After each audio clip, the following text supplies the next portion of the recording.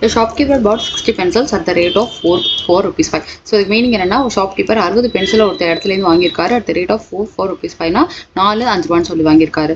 இன்னொன்று பார்த்தீங்கன்னா 60 pencil at the rate of the 4 rupees 3னா 2 pencil 3 ரூபாயில் வீதம் 60 பென்சில் வாங்கியிருக்காரு. ஸோ டோட்டலாக அவர் வாங்கியிருக்கிறது பார்த்தீங்கன்னா 120 பென்சில்ஸ்.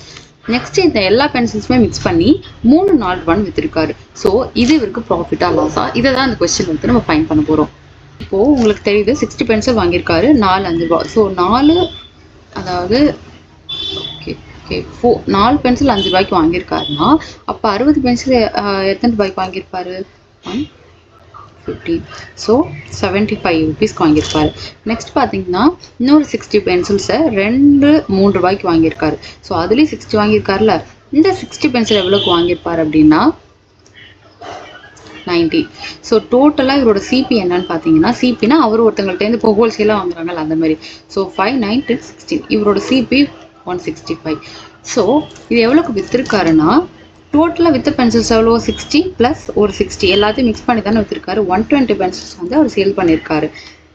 3 பென்சில் 4 ரூபாய்க்கு விற்றுருந்தாருன்னா 120 பென்சில்ஸை எத்தனை ரூபாய்க்கு விற்றுருப்பாரு? ஸோ 160 தான் இதோட எஸ்பி.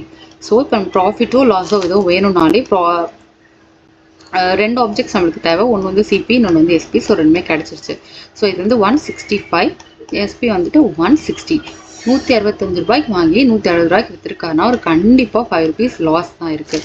ஸோ இதோட லாஸ் பர்சன்டேஜ் எப்படி கண்டுபிடிக்கிறதுனா 5 divided by 165 into 100.